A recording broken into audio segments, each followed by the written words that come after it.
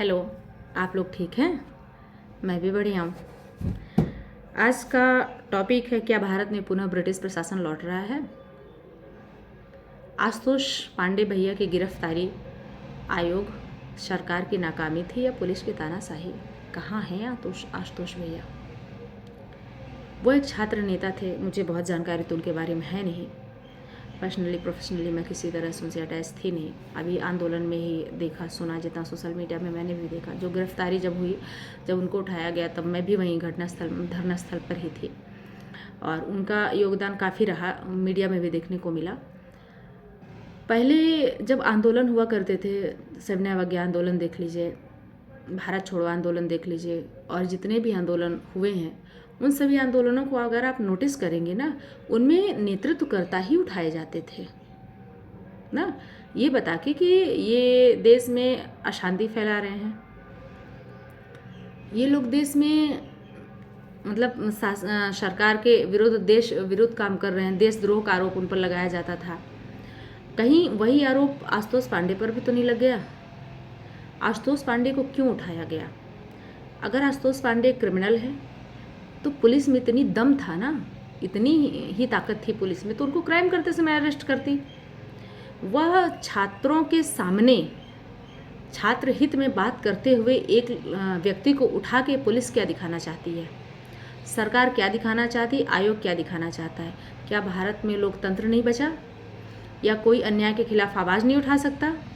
Britishers दूर से आए थे, दूसरे देश से थे, उनको हमारे देश के लोगों से कोई मतलब नहीं था, इसलिए वो आंदोलनों को दबाते थे, जलियांवाला बाग जैसी नरसंहार की घटना करवाते थे वो।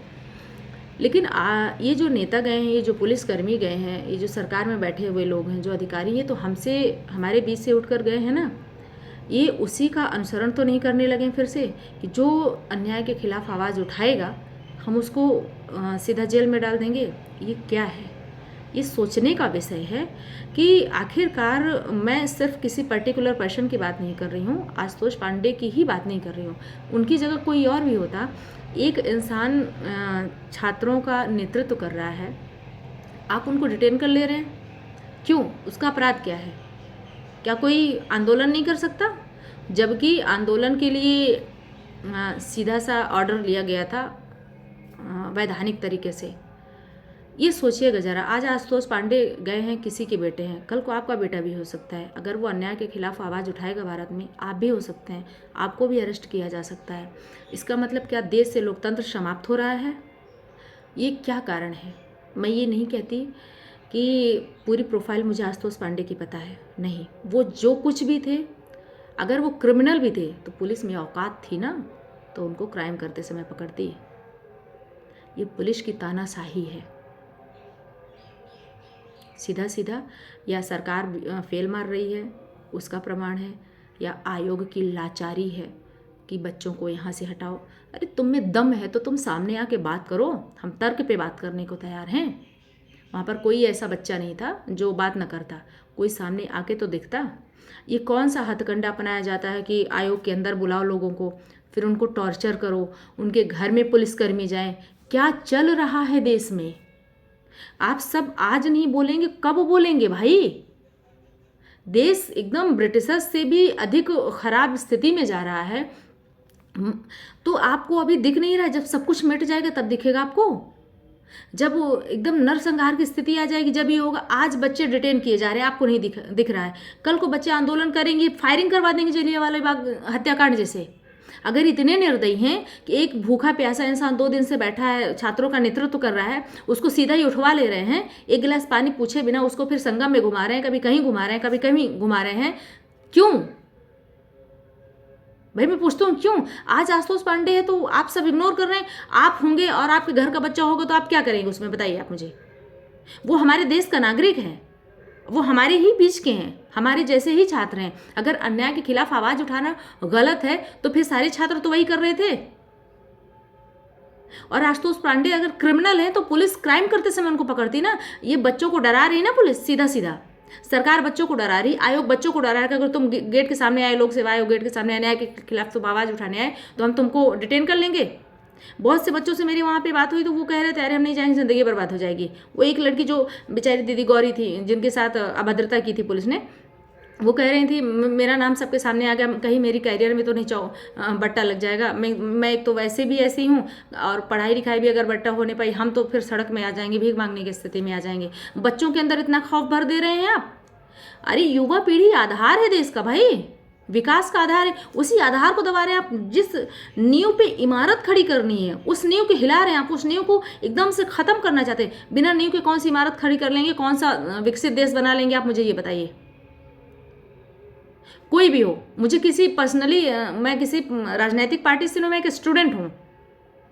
मैं ये क्वेश्चन करती हूँ, युवा वर्ग देश की नींव है, उसे ही आप तोड़ रहे हैं कितने तरीके से। बच्चों के सामने आप उठा रहे हैं, बच्चे 10 हैं, पुलिस वाले 50 पहुंच जा रहे हैं, आप प्रदर्शन कर रहे हैं, बच्चों के सामने शक्ति प्रदर्शन कर रहे हैं आप। इतनी शक्ति आप में तो जाइए ना, जहां चाइना ने कब्जा किया, जहां पाकिस्तान ने कब्जा किया, वहां पे प्रदर्शन करिए। क्यों नहीं कर पा रहे हैं आप प्रदर्शन? अपने घर के अंदर शक्ति प्रदर्शन वही करता है जो एकदम कमजोर होता है। मैं ये नहीं कहती कि घर के अंदर शक्ति प्रदर्शन गलत है, करिए आप, जो गलत है उसके साथ करिए। जब आप करते हैं तो कोई आपके विरोध में खड़ा नहीं होता। लेकिन आपने एक छात्र को छात्रों के सामने छात्राओं के साथ अभद्रता करके उठवाया है। ये ब्रिटिश प्रशासन के आगमन का सीधा सीधा संकेत है, एकदम सीधा सीधा संकेत है। कोई आज नहीं समझ रहा है, यही वीडियो कल कोई 4 साल बाद देखेगा ना तो समझेगा, काश उस वक्त स्थितियां संभाल ली गई होती। हमारे जो बुद्धिजीवी वर्ग है ना, कोई धर्म में लड़ने को पड़ा है, कोई किसी बोर्ड में लड़ने को पड़ा है, उनको देश की वर्तमान स्थिति नहीं दिख रही कि क्या चल रहा है। सुनो, स्टूडेंट नहीं बचेंगे ना, बचोगे तुम भी नहीं। क्योंकि हर माँ बाप यही सोच के पढ़ाता अपने बच्चों को, मेरा बच्चा नौकरी कर लेगा तो मेरे बुढ़ापे का सहारा होगा, वो अपनी ज़िंदगी बना लेगा। तो तुम खुद ही विकलांग हो, तुम्हारी बैसाखी टूट गई तो तुम कैसे चलोगे बताओ। अब कोई अगर सरकारी नौकरी भी कर रहे हैं ना माँ बाप, तो भी यही तो सोच रहे हैं कि मेरा बच्चा पढ़ ले। आप कब तक खिलाएंगे अपने बच्चे को जब वो कर ही नहीं पाएगा कुछ। इसलिए सब लोग आगे आइए, सब लोग आवाज़ उठाइए, भाई क्या चल रहा है ये। और मेरी रिक्वेस्ट है कि भाई उनका पता लगाया जाए, आशुतोष भैया को, क्योंकि वो कहाँ है, उनको रिहा किया जाए। ये सीधा सीधा अन्याय चल रहा है और अत्याचार ही है। हालांकि जो ये जानना चाहते हैं कि आशुतोष पांडे कहाँ है, मुझे खुद भी नहीं पता कि वो कहाँ है। मीडिया को देखते से ऐसा लगता है कि बड़े बड़े लोग उनके लिए आवाज़ उठा रहे हैं और ये आशा है कि वो सुरक्षित रहें। ईश्वर से प्रार्थना भी है कि कुछ ना हो। वो जो भी हैं, जैसे भी हैं, मुझे नहीं पता, लेकिन वो एक इंसान है, छात्र हैं। छात्रों की मदद की उनको छात्रों के सामने डिटेन किया गया, इस बात की बहुत तकलीफ़ है हम सबको। वो सुरक्षित रहे। और एक बात और, अगर आशुतोष पांडे का एनकाउंटर हुआ ना, देश में बड़ा भीषण विकराल आतंक आएगा। क्योंकि आशुतोष पांडे को क्राइम करते समय नहीं अरेस्ट किया गया है, आशुतोष पांडे को स्टूडेंट को तोड़ने के लिए अरेस्ट किया गया। ये बच्चों के ऊपर बहुत बड़ा प्रहार किया गया है। आप लोग होश में आइए। यूपीएससी, यूपीपीसीएस, आरओ जितने भी स्टूडेंट हैं, सब लोग समझिए इस गंभीरता को। आज आशुतोष पांडे कल आप हो सकते हैं। वीडियो को पूरा देखने के लिए बहुत बहुत धन्यवाद।